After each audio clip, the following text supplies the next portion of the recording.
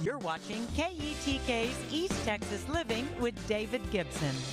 Welcome back. Joining me now is Chef Tim and Kim, and they're here to share about their creative ways to cook some food, some leftover Thanksgiving, to make some pie. So how are we feeling today? I'm doing great. How about you? I'm good. You know, we always have to start a certain way. Yeah, I'm ready to hear it. All right. Welcome to another edition of Think Out of the Can, where we challenge you to take ordinary ingredients and create extraordinary food. And guess what? What? It's our 80th show. Your 80th show. Yes, wow. We've been doing this on Facebook Live, and so this is our 80th show. I'm super excited. Wow. So I'm almost 80. Oh my gosh. So where are we going to get started at to make this leftover casserole? So Thanksgiving. I don't know if you know, but Thanksgiving is the #1 family holiday of the year. Thanksgiving is. And my favorite part of Thanksgiving, I mean, giving thanks for sure, it's the turkey sandwich the next day.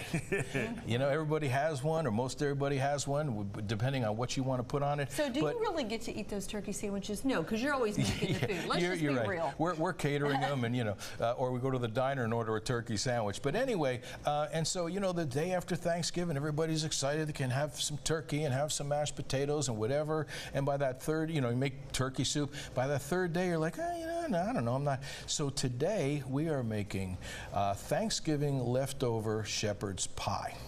And I'm starting with, I don't have time to mash the potatoes, but I'm starting with canned diced potatoes. Now, you can use fresh potatoes, you know, whatever. But we're using, since it's Think Out of the Can, we're using canned potatoes. Isn't it exciting to know you can do mashed potatoes with canned?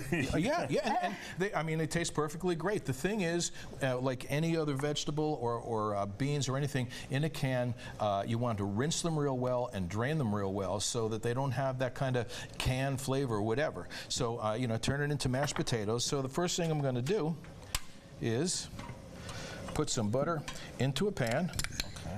Gotta always have that butter. Yeah, you always gotta have butter. Yep. Makes everything taste better. And you know, whether it's butter or margarine, if you don't have that and you have some oil, you want to get it started so that we can saute and fry these onions. Okay. I'm gonna put the onion. Yep. Hey, that's my favorite ingredient. That is my favorite ingredient. There you go.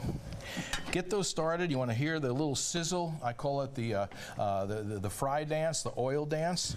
Once they start to cook, I'm going to add some, these are canned mixed vegetables. And you got to be careful with these mixed vegetables because sometimes they can be mushy if you cook them too much. Yeah. So you just want to make sure you don't cook them too much. Yeah, I hear that sizzle though. Yeah, they're sizzling real good. And again, if you have fresh leftover broccoli, it doesn't matter. The whole point is this is Thanksgiving leftover shepherd's pie. So once they start to sizzle, this is when I like to put in my dry ingredients. Instead of putting it in after liquids come in, when they kind of float on top, if I pour them into the ingredients that are already cooking, and in this case it's salt, pepper, and poultry seasoning. Because what's making a turkey without a little poultry seasoning? Okay, so that's going real good. And that poultry seasoning has sage. What else does it have in it? Oh, it's got sage, thyme, garlic powder, onion powder, a little bit of salt. Next thing I'm going to do, because you know in a shepherd's pie you want that filling to be kind of thick, so I'm going to add some flour to it. Mix that in real well. Every time I put an ingredient in, I like to mix them all together. Next thing I'm going to do is take some of that leftover turkey broth, or if you don't have that, chicken broth. Do you think this is easy for you? I mean, I don't know. Do this? Maybe I could if I really try East Texas. So is this kind of an affordable type of recipe that people can do? This recipe, if, you know, with the amount that we have on the recipe that I believe you all show, this might cost $2 a person. Maybe $2 a person, but you can see that it's starting to thicken. Oh. And the last thing I'm going to put in is the leftover turkey. You put the leftover turkey in. Put the turkey in there. Mix it in real well. The best part, everything's already cooked. Yeah, it smells good too. I'm ready to eat. And then I'm going to put it into an oven-proof baking pan, whether it's individual or not. There you go. That's hot on the bottom there. Make sure that you spread it out evenly. Okay, And remember those mashed potatoes? I'm putting the mashed potatoes on top. Mashed potatoes on top. And you just spread them out real good. Oh, wow. I mean, how simple was that? And literally, I took the leftover items. This is, you know, I chopped up an onion. I mean, that's really about all of the prep that I did. And so this is how it goes into the oven. And this is your finished product. Now, let me tell you, that is really tasty. That is leftover Thanksgiving shepherd's pie. And we brought something else. Yes, we did. This is, you know, in New Orleans, they call this a lagniappe. This is what Kim and I do every year for Thanksgiving. So Tim buys me a dozen roses. Okay. And you think, oh, it's so beautiful, right? And we enjoy them the whole week. Both of us enjoy them. And then until Thursday morning. We cut the top off. No! Wait a minute, what happened to the roses? We're left with the thorns.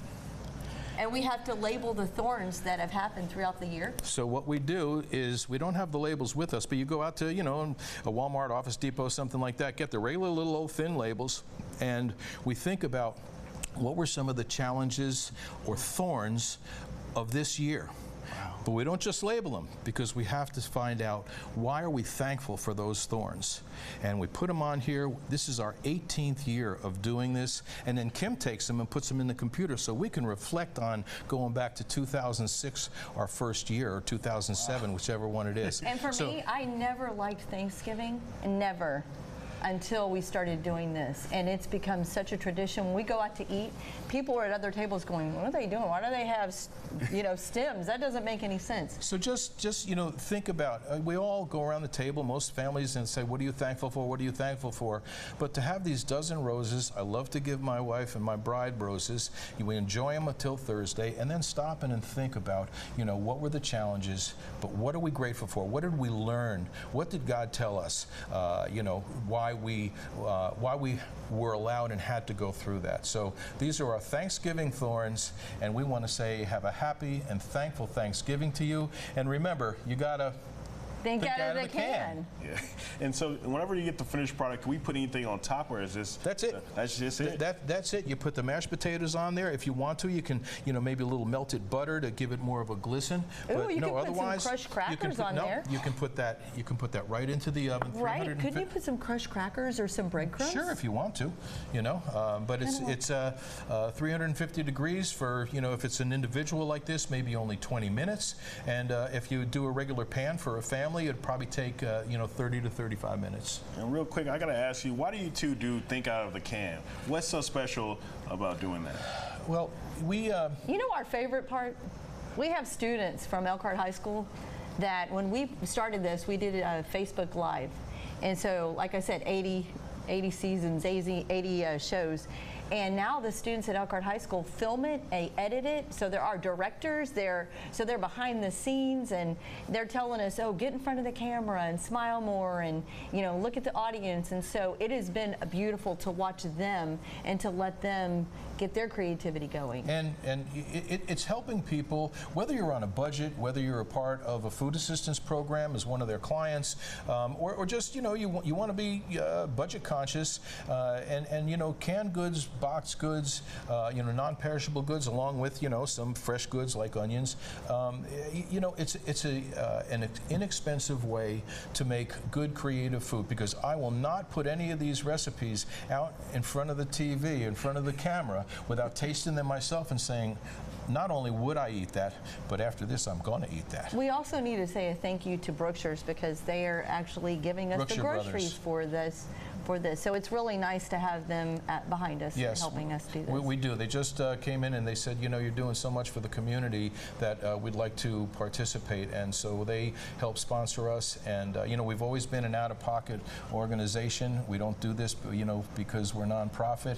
And so Brookshire Brothers, very grateful that all of a sudden they contacted us. Yes, sir. Well, thank y'all so much for coming in and showing us new recipes. Well, that's thinking out of the can. Thank you, David. Yes, sir. Yes, sir. For more information, go to the email right there on your screen.